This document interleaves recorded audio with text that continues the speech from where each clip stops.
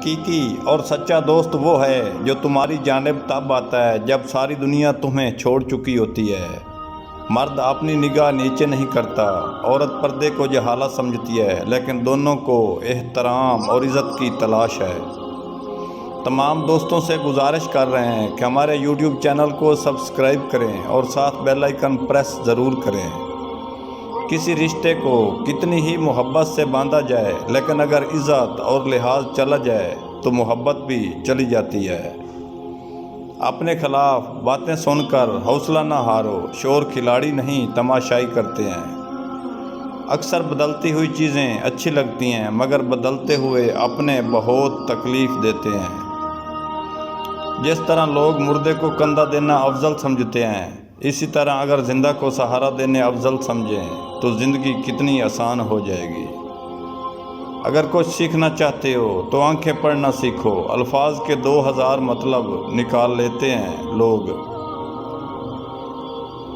علم یہ نہیں کہ بات کتنی گہری ہے اور الفاظ کتنے ہی مشکل ہیں، علم یہ ہے کہ بات سنی ضرور ہے اور الفاظ سادہ ہیں۔ انسان کے آنسو اس وقت مقدس ہوتے ہیں جب وہ کسی اور کے دکھ اور تکلیف کو محسوس کرتا ہے۔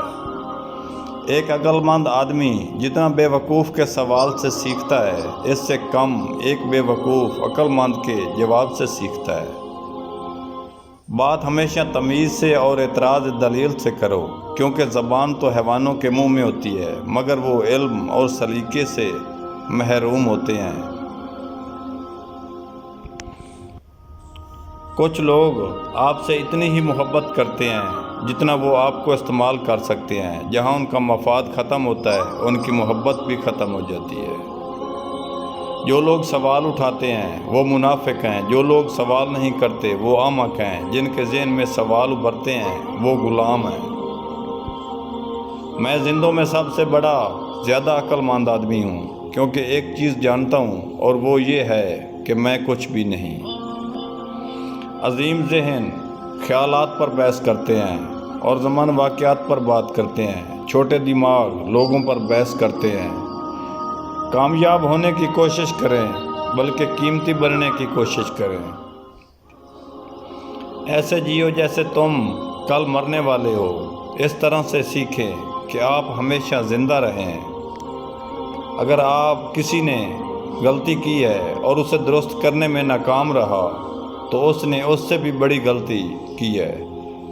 ہمیشہ دور سے انتخاب کریں، جو سب سے اچھا لگتا ہے وہ کتنا ہی مشکل کیوں نہ ہو، جو اپنی مرضی کے مطابق جلدی اسے قبول کر لو گے۔ اگر آپ سے پوچھا جائے خاموشی کیا ہے تو جواب دیں، یہ حکمت کے مندر کا پہلا پتھر ہے۔